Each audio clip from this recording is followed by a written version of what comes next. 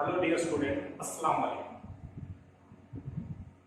Today we will going to start with the next topic named as dynamic of circular motion.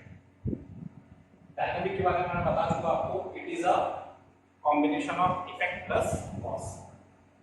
Effect तो हमने देख लिया velocity और acceleration के बारे में last lecture में. In this lecture we will study about the cause यानी force. ये वेलोसिटी और एक्सेलरेशन जो प्रोड्यूस हो रहा है वो उसका कॉज क्या है. तो in this lecture we will study about the force. What is force? देखो हमने लास्ट लेक्चर में पढ़ा था कि अगर कोई पार्टिकल क्या कर रहा है, सर्कुलर मोशन परफॉर्म कर रहा है, तो उसमें क्या होगी, वेलोसिटी होगी, एक्सेलरेशन होगी, angular velocity, angular displacement, linear displacement, वो सारी चीजें हमने देख चुकी हैं. बराबर. ये क्या परफॉर्म कर रहा है, circular motion.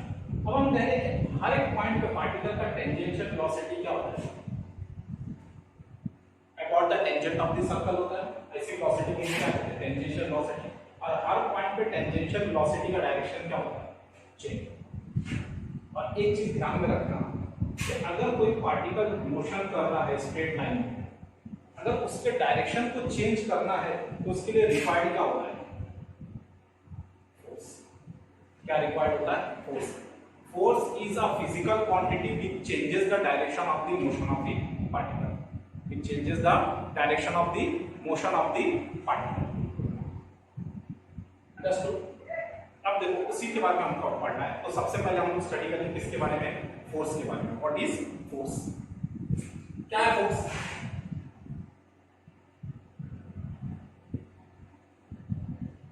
It is a physical quantity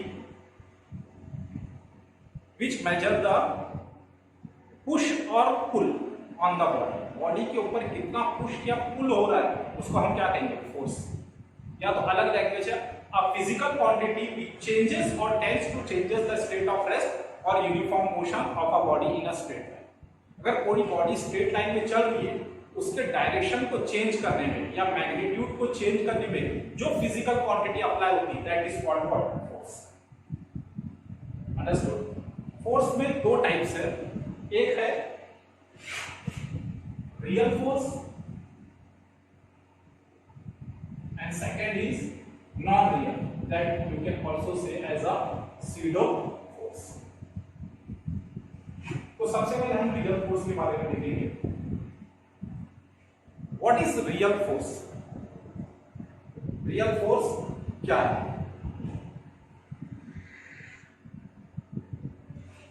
The force which exerted due to interaction between the object.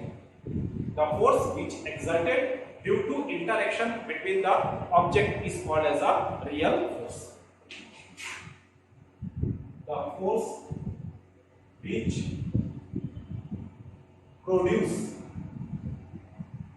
due to interaction between the objects is called as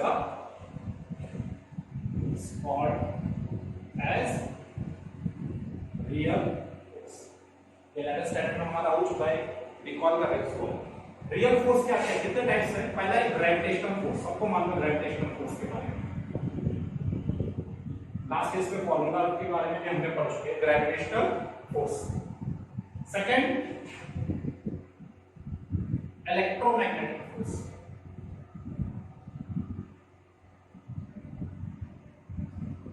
third strong nuclear force.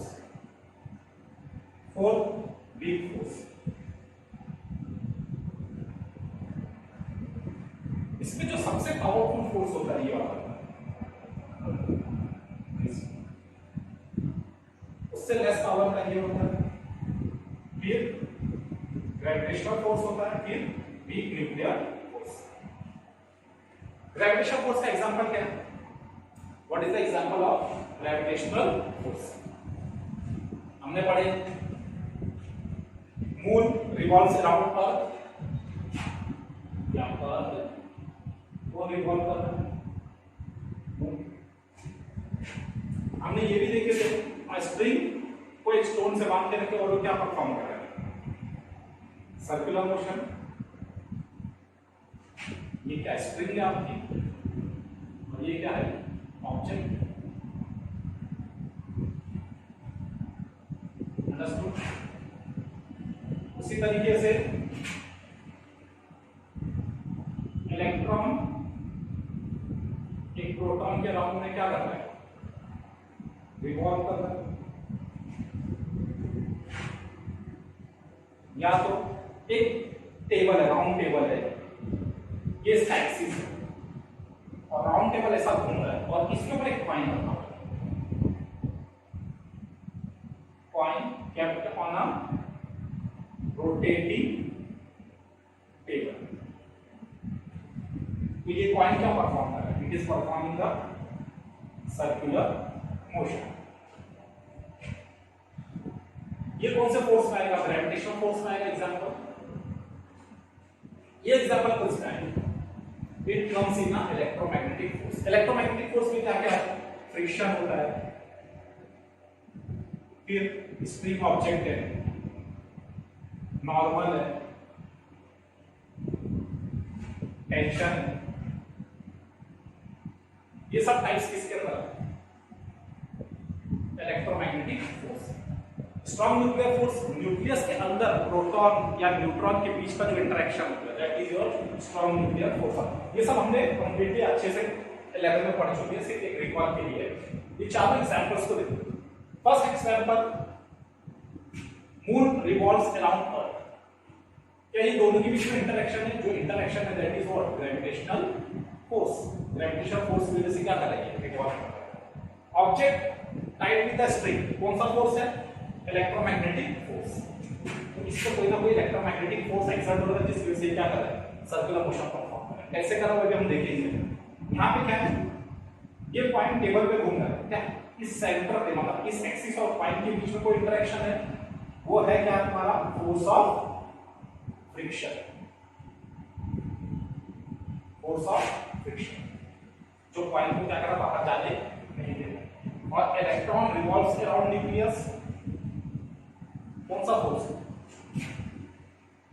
Electrostatic force, that is also in a electromagnetic force between the charges.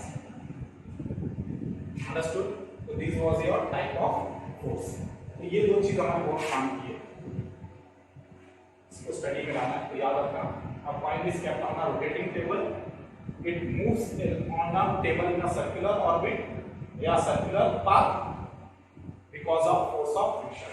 और ये किसकी वजह से हो रहा है, ये है टेंशन की वजह से। अंडरस्टूड।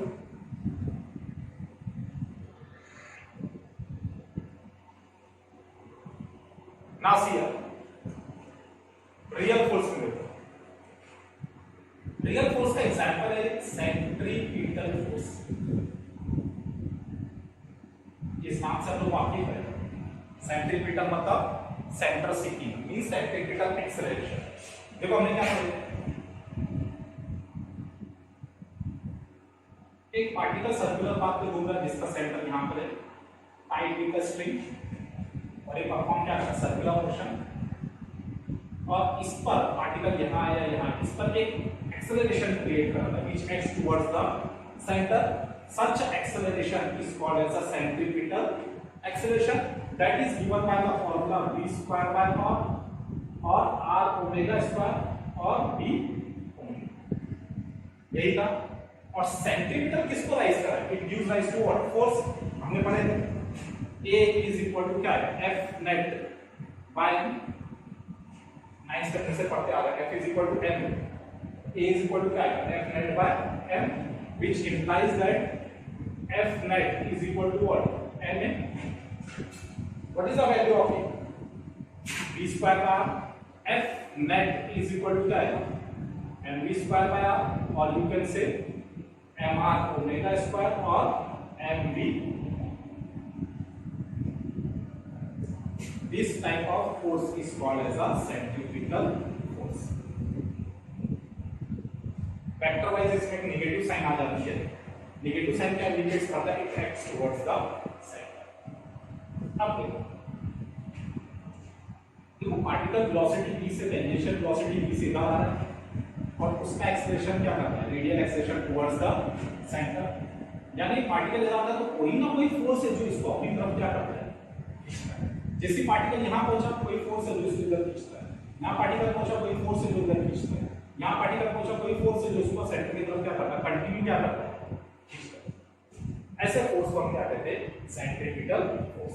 यानी the force which acts, centimetre का डेफिनेशन सुनो फोर्स का, the force which acts towards the center through radius vector is called what, centripetal acceleration। Understood. और ये कौन सा फॉर्मूला है, it is a real force. तो जो भी मैंने इससे पहले 4 एग्जांपल बताया, कौन कौन से, electron revolves around the nucleus, दोनों के बीच में कौन सा फोर्स है, इलेक्ट्रोस्टैटिक फोर्स। यानी यहां पे स्ट्रिंग का काम कौन कर रहा है, इलेक्ट्रोस्टैटिक फोर्स, इसलिए वो सर्कुलर मोशन परफॉर्म।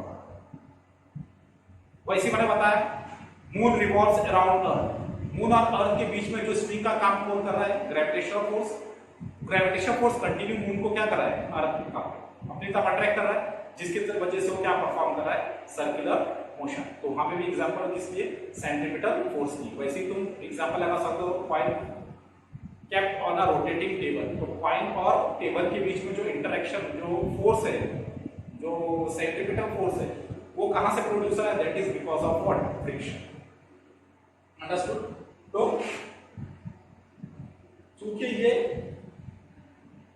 सेंटर की तरफ एक्ट होता है, इसलिए इसको सेंट्रीपिटल फोर्स कहते हैं, और ये कैसा फोर्स है, it is a real force. Next topic we will discuss about pseudo force.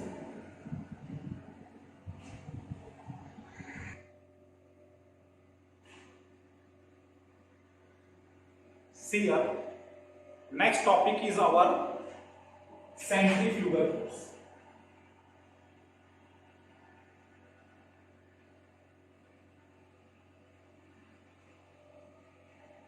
और ये कैसा फोर्स है, it is a non real force called as a pseudo force. कैसा फोर्स है, स्यूडो फोर्स। स्यूडो फोर्स का definition क्या है, देखो मैंने लिखा है, a force which arises due to acceleration of the observer frame of reference। यानी ऑब्जर्वर जहां से वो देख रहा है, रिफर कर रहा है, वो कैसा हो, एक्सेलरेटेड। जिस फ्रेम में हो, फ्रेम कौन सा हो, एक्सेलरेटेड फ्रेम। स्यूडो फोर्स में प्रॉपर्टी आएगी आपको, वो प्रॉपर्टी को पढ़ने के लिए आपको 2 टॉपिक पढ़ना पड़ेगा। What is inertial frame of reference and second is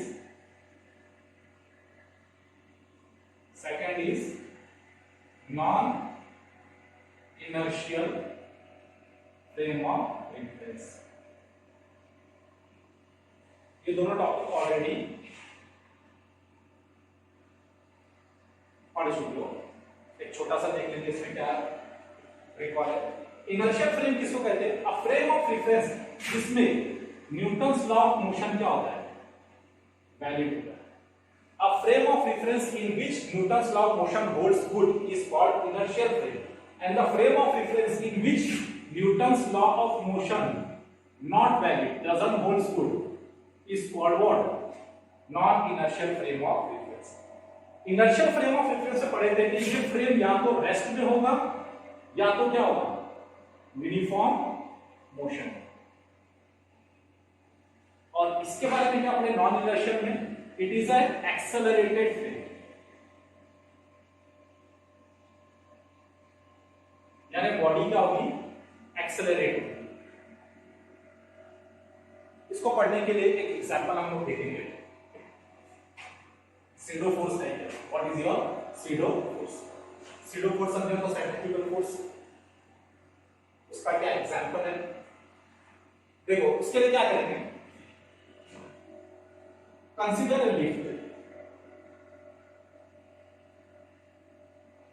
एक हमने लिफ्ट ले लिया और लिफ्ट से एक स्ट्रिंग बांध दिया विद द बॉल, एक पेंडुलम बांध दिया सब। उसके बाद में एक पर्सन यहां पर है, लिफ्ट के अंदर है, इस पर्सन का नाम क्या है, ए, और ये ग्राउंड पर है पर्सन।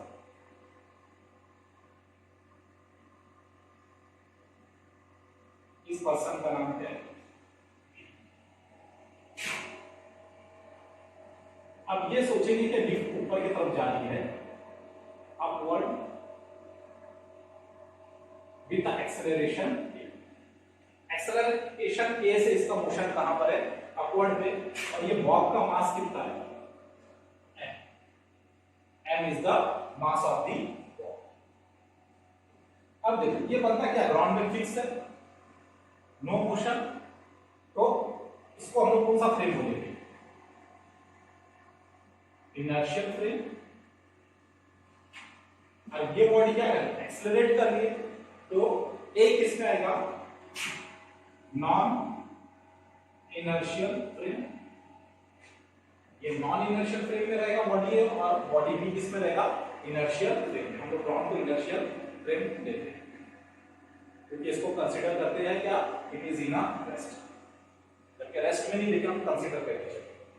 नाउ सी, अगर ये लिफ्ट ऊपर जा रही है, अकॉर्डिंग टू ए, एफबीडी बनाएंगे, according to A, person A क्या होगी,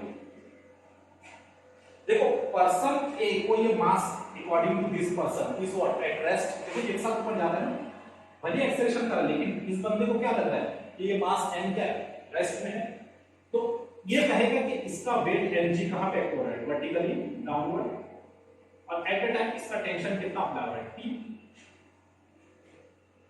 और ये बंदा क्या कर रहा है कि ये मोशन नहीं कर रहा है, एक ही जगह पे फिक्स है, इक्विलिब्रियम कंडीशन में, मतलब क्या, फोर्स एक्सर्ट नहीं कर रहा है, मतलब ये बॉडी मोशन नहीं कर रही है, तो क्या होगा, T माइनस mg, कोई रिजल्टेंट नहीं आ रहा है, यानी कितना होगा ये, zero, according to a, T minus mg is equal to zero, तो T इज इक्वल टू क्या होगा, mg होगा। I will write this as equation 1। ये कौन कह रहा है, पर्सन ए। पर्सन बी को पूछा गया, पर्सन बी के लिए मास m की राय क्या होगा, पर्सन बी क्या कह रहा है, ये फ्रेम क्या हो रहा है, एक्सेलरेट हो रहा है, ऊपर की तरफ जा रहा है, यानी मास m क्या हो रहा है, ऊपर की तरफ जा रहा है, यानी अगर इस लिफ्ट पे जितना फोर्स एक्सर्ट हो रहा है उतना ये मास पे भी क्या हो रहा है, फोर्स एक्सर्ट हो रहा है, तो इसकी इक्वेशन क्या है, एक फोर्स इसके ऊपर और ऊपर की तरफ लगेगा, वो कौन सा फोर्स लगेगा, ma, यानी क्या हो जाएगा, टोटल अपवर्ड फोर्स कितना आ जाएगा, देखो ये बॉडी का एक्सेलरेट ऊपर हो रही है, यानी I can say according to B क्या इक्वेशन होगी, T minus mg is equal to, body ऊपर एक्सेलरेट हो रही है, मतलब क्या होगा, ma, take mg on this side, क्या होगा, T इज इक्वल टू क्या होगा, mg plus ma, that is equation. अब सुनो अच्छे से, लिफ्ट एक्सेलरेट हो रही है जिसपे पेंडुलम रखा हुआ है, और इस पर टेंशन ए कितना बोल रहा है, T इज इक्वल टू कितना बता रहा है वो, mg, यानी ए बोल रहा है कि स्प्रिंग पे टेंशन mg है, लेकिन B क्या कह रहा है, B कहता है कि टेंशन mg नहीं है, बल्कि क्या है, T में क्या आएगा, mg प्लस ma, ये है। अब दोनों में किसकी बात सही होगी, इसकी के इसकी, हमारे दिमाग में तो फौरन आएगा कि यहाँ पे क्या इनर्शियल फ्रेम है, यानी क्या यहाँ पे क्या एक्ट हो रहा है, न्यूटन्स लॉ ऑफ मोशन क्या है, वैलिड है, तो हमारे लिए तो यही होगा ना कि जो Newton law of motion valid है, जो वो बोल रहा है, जो उस फ्रेम में है वो क्या हो रहा है, सही हो रहा है, यानी हमारे दिमाग में आएगा कि ये क्या हो रहा है, सही है, यानी हमारी जो गलती हो रही है वो कहां पे हो रही है, इस फॉर्मूले में हो रही है, T is equal to mg। तो दोनों की बात को बैलेंस करने के लिए इस फ्रेम को, एक्सेलरेटेड फ्रेम को सही करने के लिए एक नया कॉन्सेप्ट डाला गया। क्या कॉन्सेप्ट डाला गया, ये कहा जाता है कि according to a mass m क्या है, रेस्ट में है, लेकिन ये पूरा के पूरा फ्रेम क्या हो रहा है, एक्सेलरेट हो रहा है, किस तरफ, ऊपर की तरफ, यानी इस बात को बैलेंस करने के लिए देखो इधर, अगर मैं कहूं कि ये दोनों इक्वेशन को मुझे इक्वेट करना है, तो मैं क्या करूंगा, बोलोगे ना सर यहां पर एक ma ऐड कर दो, या तो यहां पर एक ma क्या कर दो, माइनस कर दो, यानी इक्वेशन क्या बनेगी, T minus mg minus ma कर दो तो क्या होगा, जीरो होगा, अगर मैं इक्वेशन को यहां लिख रहा हूं तो ये बात मेरी क्या होगी, बैलेंस होगी। यानी मुझे क्या कॉन्सेप्ट डालना पड़ेगा, माइनस एम ए। तो क्या कहा गया, जब भी बॉडी नॉन इनर्शियल फ्रेम में रहेगी, यानी पूरी बॉडी एक्सेलरेट हो रही है, तो इस पर जो सीडो फोर्स एक्ट होता है वो डाउनवर्ड होगा। और वो सीडो फोर्स कितना होगा, बॉडी का मास m और एक्सेलरेशन कितने एक्सेलरेशन से वो ऊपर जा रहा है, तो जो फ्रेम का एक्सेलरेशन है जिस डायरेक्शन में, सीडो फोर्स उसके अपोजिट डायरेक्शन में, यानी क्या होगा, minus a. Magnitude wise ma होगा, लेकिन डायरेक्शन वाइज क्या होगा, ma, यानी it is right opposite to that of what, applied acceleration. यानी जिस एक्सेलरेशन से फ्रेम ऊपर की तरफ जाएगा, तो सीडो फोर्स कहां होगा, नीचे की तरफ आएगा। मान लो अगर नीचे आ गई तो एक्सेलरेशन सीडो फोर्स का किस तरफ होगा, ऊपर होगा। अंडरस्टूड। तो ये ma भी इसमें क्या किया मैंने, ऐड कर दिया। तो हमारी ये इक्वेशन हुई, तो t इज इक्वल टू क्या होगा, mg plus ma, m common है तो क्या होगा, g प्लस, समझे। जबकि ये अकॉर्डिंग टू ए, ये सीडो फोर्स उसको दिख नहीं रहा है, होता नहीं है, लेकिन हमने अपने इक्वेशन को बैलेंस करने के लिए, न्यूटन्स लॉ ऑफ मोशन को वैलिड करने के लिए इस ma को क्या किया गया, इंट्रोड्यूस किया गया, जो कि अपोजिट है इसके अप्लाइड एक्सेलरेशन। ऐसे फोर्स को नाम क्या दिया गया, SIDO force. Understood. What is SIDO force, it is a non real force. अगर यही लिफ्ट पूरी नीचे आती तो, सपोज अगर ये लिफ्ट का एक्सेलरेशन नीचे की तरफ होता, मैंने बताया सीडो फोर्स कहां पे होता, अपवर्ड होता। सीडो फोर्स कहां होता, अपवर्ड होता। तो इक्वेशन क्या बन जाती, इफ लिफ्ट मूव्स डाउनवर्ड या एक्सेलरेट डाउनवर्ड्स, देन तो क्या होता, तो टेंशन कितना होता है, T इज इक्वल टू क्या होता है, m g माइनस a। यानी यहां पे क्या होता, ये mg ज्यादा होता है, t क्या होता, कम होता है, क्या लिखा इसको, mg minus t is equal to ma। तो यहां पे क्या होता, माइनस साइन, वही मैंने यहां पे अंडरस्टूड। तो this was the concept for inertial and non inertial frame of. अब हम जाएंगे किस पर, सेंट्रीफ्यूगल फोर्स पे। तो इसी तरीके से सेंट्रीफ्यूगल भी फोर्स भी क्या है, ये एक सीडो फोर्स, एक टाइप का क्या है, सीडो फोर्स। कैसे टी सीडो फोर्स है, जब पार्टिकल सर्कुलर मोशन परफॉर्म करता है तो रियल एक्सेलरेशन किसकी तरफ एक्ट होता है, towards the centre, I can say radial acceleration, यानी रियल फोर्स कहां पे एक्ट होता है, टुवर्ड्स द सेंटर। उसको बैलेंस करने के लिए एक अपोजिट फोर्स क्रिएट होता है, that force is called as a centrifugal force. तो सेंट्रीफ्यूगल फोर्स क्या है वो देखते हैं। नाउ सी सेंट्रीफ्यूगल फोर्स, हम कभी ऐसे झूले में बैठे होंगे जो हॉरिजॉन्टली क्या करता है, रोटेट करता है, merry go round. If we sit on a merry go round, एक मैं मैरी गो राउंड पे बैठा हुआ हूं आंख बंद करके, और वो मैरी गो राउंड क्या हो रहा है, यूनिफॉर्मली रोटेट हो रहा है। यूनिफॉर्मली रोटेट मतलब उसकी हर पॉइंट पे स्पीड क्या है, कांस्टेंट है सपोज, और तुम ऐसे इस मैरी गो राउंड पे बैठे हो आंख बंद करके, आप क्या फील करोगे, आप ये फील करोगे कि आप कहां पर हो, रेस्ट में, यानी आप पर कोई फोर्स एक्सर्ट नहीं हो रहा है। ये कब होगा, देखो सर्कुलर मोशन,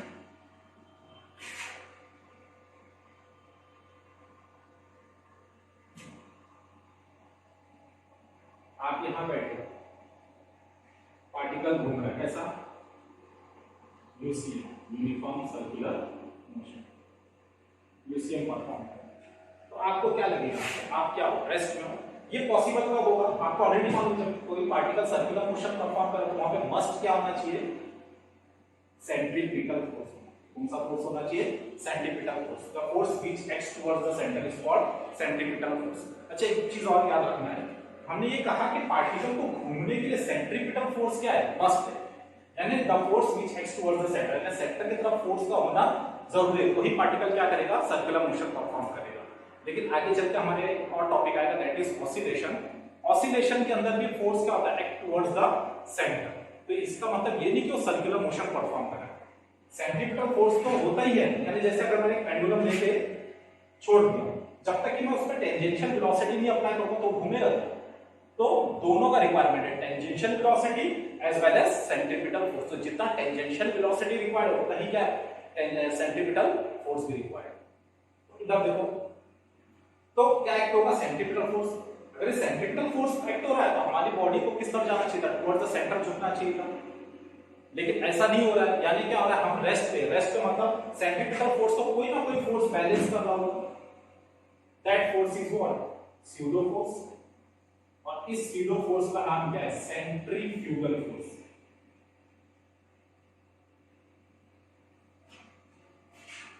सेंट्रीपिटल फोर्स के हमने बारे में पढ़े थे, कितना था, एफ सेंट्रीपिटल, एफ सेंट्रीपिटल क्या पढ़े थे, negative sign indicates the acceleration at towards the centre, mv square by r, या तो माइनस mr ओमेगा स्क्वायर और mv ओमेगा। चलो मैग्नीट्यूड वाइज ही बात करते हैं। तो सेंट्रीफ्यूगल फोर्स भी क्या होगा, सेम होगा, सेंट्रीफ्यूगल फोर्स भी सेम होगा, mv square by r, mr omega square is equal to क्या, mv ओमेगा।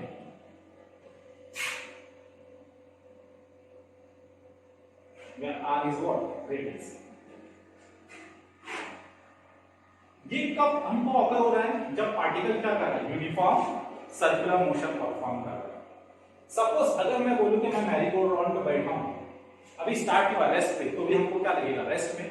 लेकिन जैसे ही मैरीगोल्ड राउंड घूमना चालू हुआ, अपनी यूनिफॉर्म स्पीड को पहुंचने से पहले, यानी उसकी वेलोसिटी क्या होगी, बढ़ेगी। वेलोसिटी बढ़ेगी तो क्या होगा, एक्सेलरेशन बढ़ेगा। वेलोसिटी बढ़ेगी तो क्या होगा, सेंट्रीपिटल एक्सेलरेशन बढ़ेगा, सेंट्रीपिटल एक्सेलरेशन बढ़ेगा, सेंट्रीपिटल फोर्स बढ़ेगा, उसके हिसाब से ऑटोमेटिकली सेंट्रीफ्यूगल फोर्स भी बढ़ेगा। यानी आप उस वक्त आप झूले में बैठ के देखोगे तो आपको एक आउटवर्ड फोर्स एक्सर्ट होगा। आउटवर्ड फोर्स कब होगा, जब हमारे दिमाग में आएगा कि सेंट्रीफ्यूगल फोर्स क्या है, सेंट्रीपिटल फोर्स से क्या ज्यादा है, यानी आउटवर्ड फोर्स इनवर्ड फोर्स से ज्यादा होगा तो हम पर किसका आएगा, आउटवर्ड पुल आएगा। ये कब तक रहेगा हमारे ऊपर आउटवर्ड पुल, जब तक कि ये मोशन यूनिफॉर्म नहीं हो जाता है। जैसे मोशन यूनिफॉर्म हो गया उस वक्त हम लोग को समझ में आएगा कि हाँ अब सेंट्रीफ्यूगल फोर्स और सेंट्रीपिटल फोर्स क्या होगा, इक्वल हो गया, बैलेंस। यानी we can say that the sum of centripetal and centrifugal force is what, zero. यानी I can say that centrifugal force क्या था, mr omega square plus resultant of, अब देखो सेंट्रीपिटल फोर्स पे रियल फोर्स, जितने भी real force रहे यानी mg vertically downward, normal tension, जो भी सबका सम जो होगा रियल फोर्स का वो कितना होगा, जीरो। तो सेंट्रीपिटल फोर्स जो होता है it is a sum of all real force which acts towards the centre. तो ही बॉडी क्या करेगी, सर्कुलर मोशन परफॉर्म करेगी। तो ये याद रखने का, ये कब होगा, जब पार्टिकल कहां पे पहुंचेगा, यूनिफॉर्म में पहुंचेगा। तो कंडीशन क्या मिलेगी, mr omega square is equal to what, summation of all real force is always zero, or we can say that resultant force is always equal to what, centrifugal force। तो अंदर का जितना भी जो पार्टिकल पे centrifugal force पे resultant force occur हो रहा है वो किसको बैलेंस करेगा, सेंट्रीफ्यूगल फोर्स को। इसलिए हम लोग को क्या लगता है कि मोशन क्या है, यूनिफॉर्म। ये था हमारा सेंट्रीफ्यूगल फोर्स के बारे में। अंडरस्टूड। सेंट्रीफ्यूगल फोर्स और सेंट्रीफ्यूगल फोर्स को देखो अच्छे से समझ लो, ये प्रॉब्लम के कॉन्सेप्ट में बहुत काम आता है। सेंट्रीफ्यूगल फोर्स का काम बहुत ही कम है, कहीं कहीं पे यूज होता है, लेकिन ज्यादातर प्रॉब्लम्स किससे सॉल्व हो जाता है, हमारा सेंट्रीपिटल फोर्स से। अंडरस्टूड। तो this topic was about your centripetal and centrifugal